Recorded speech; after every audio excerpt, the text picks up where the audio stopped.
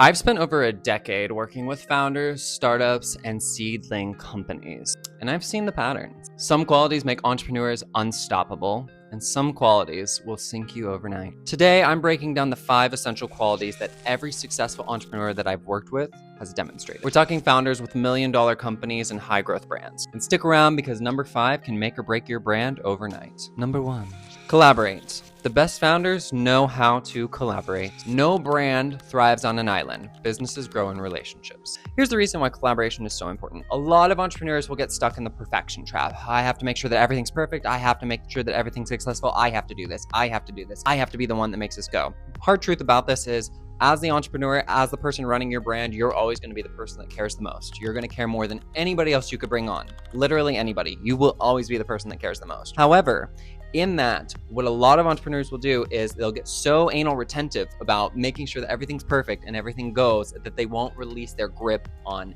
anything. What does this lead to? It leads to stagnation because you're not empowering your team. You're not empowering people around you to take on responsibility, and you're not empowering them to feel and think independently. And therefore, they're always going to feel like they have to run something by you. It creates this eggshell tension that might feel like, oh, this is the startup culture. We're just always running. We're always stressed. Leads to burnout for you as an entrepreneur. And burnout is a bitch when you're running your own company.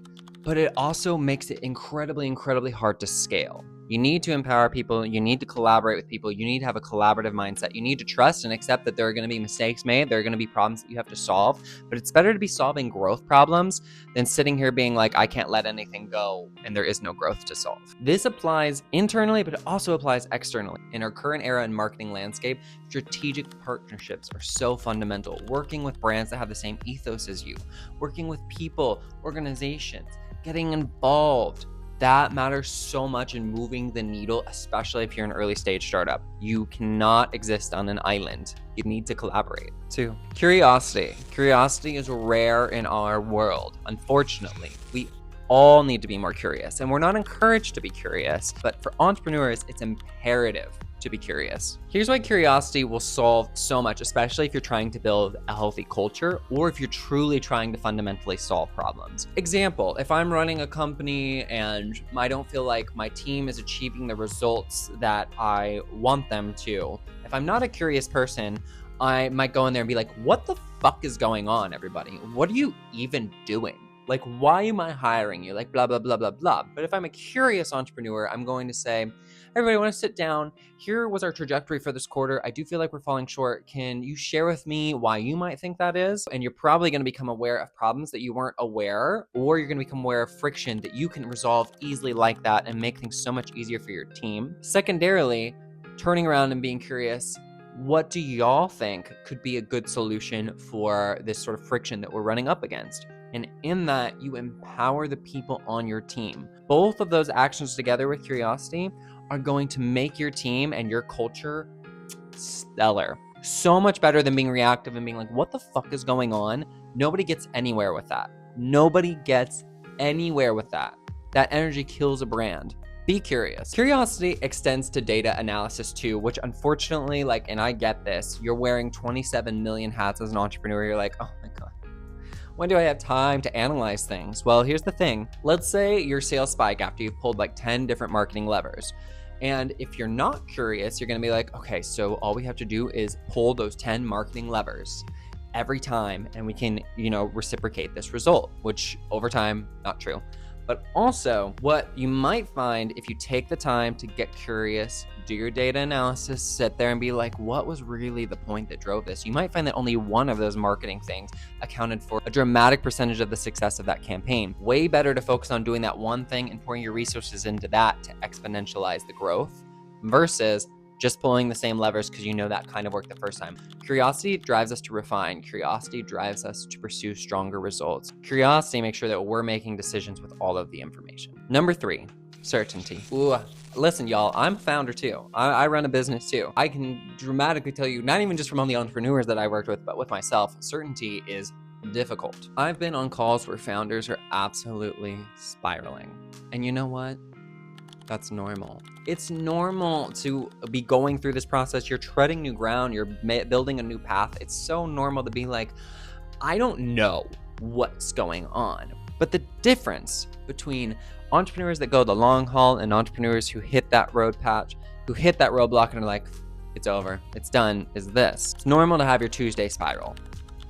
Get back up on Wednesday and hit it like you're certain. The founders who succeed have a core certainty, a certainty in what they're going to accomplish, a certainty in why they want to accomplish this, a certainty in what they want to accomplish, and they drive at that. There's not another option. Certainty comes from saying, this is what I'm going to do. This is going to happen, and I might have a ton of evidence that says, are you sure about that? And I'm going to stand there and say, yes, I am sure about that. Am I spiraling on a Tuesday sometimes? Absolutely. Am I still going to press forward with certainty because I have to do this? I have to make this happen? You betcha. All right, number 4, choosing a team. We're not on the playground anymore, but the stakes are higher than ever when it comes to choosing team members. This is a powerhouse skill that becomes a non-negotiable in scaling companies, but you're gonna fuck it up. You're gonna choose the wrong team members. It's going to happen.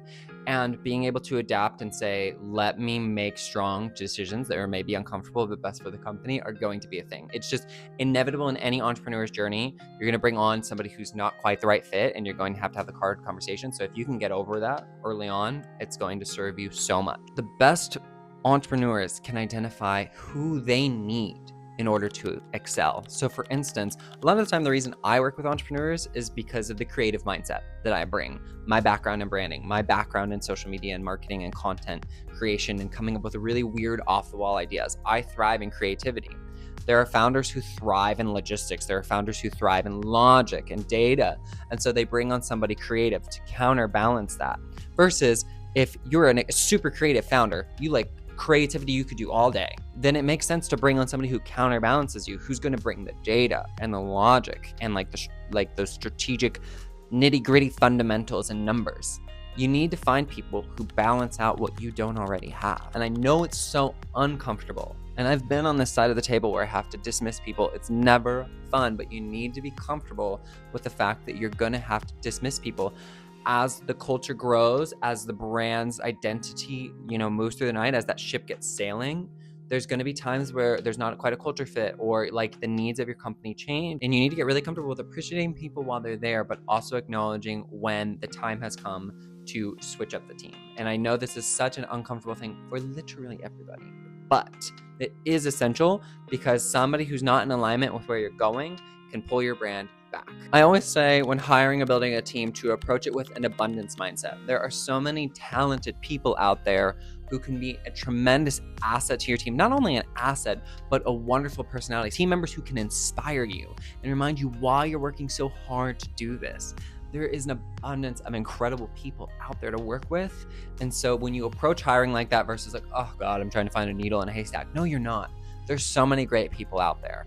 And you becoming skillful at building a team will take you so far in your journey as an entrepreneur. Number 5, I wouldn't have thought about it off the top of my head. When I was sitting down to write this out, I was like, what is something that I have kind of unexpectedly come to expect from the successful founders that I work with and expect from myself? I would call that the collider. What I mean by the collider, they see a problem and they run towards it. They have the complete opposite reaction than most people do, where they're like, oh my God, that's on fire. I should go away from the fire. Collider entrepreneurs run towards that. They're like, I'm gonna fix this. I see a problem and I adjust. We batten down the hatches when we need to. We put out the fire immediately. We put the patch where the leak is. We make sure that we're showing up right in the face of that problem and not pretending it's not there, because what happens when we pretend the problems aren't there, they get bigger and bigger and bigger and more detrimental to our companies. And unfortunately, I've watched a lot of founders avoid the problems and sweep them under the rug. They never go away. You have to address any little thing, like being willing to collide with it will empower you as well. You'll feel like you have solutions. You have to come up with solutions in the moment. And this goes right back into curiosity and how much that can serve you. It also will save you so much time. Solving a problem early on. You realize there's an issue with inventory. You realize something's broken on the website. You realize that you don't have staff for that one day. Solving it in the moment is going to empower you and save you so much stress later. Because the worst thing is waking up at 3 a.m. being like, oh my God, I didn't solve that. And I literally have to deal with the repercussions of that tomorrow. It throws my whole day off. throws me behind, keeps pushing that energy, and that tenseness builds up inside of us. Being a collider, tackling the hard stuff head on, changes your company fundamentally. So these are the 5 essentials: collaboration, curiosity, certainty, choosing a team, being a collider. I believe if you're an entrepreneur, if you're a founder, these qualities aren't optional. They are survival skills. As we all hear, it's very, very hard to run a company. I don't really agree with that mindset. I think when we present, oh, this is going to be so hard, that doesn't do anything for us, but it's challenging. There are challenges that you have to face. That's an inevitability. And when you embody these qualities, you're going to look at challenges with excitement because it's a chance for you to grow in your skill of being an entrepreneur, and it's going to make your company better. If you want more no bullshit insights on scaling your company, on taking on the world of entrepreneurship, content creation, and social media, then go ahead and subscribe below and tune in for the next video.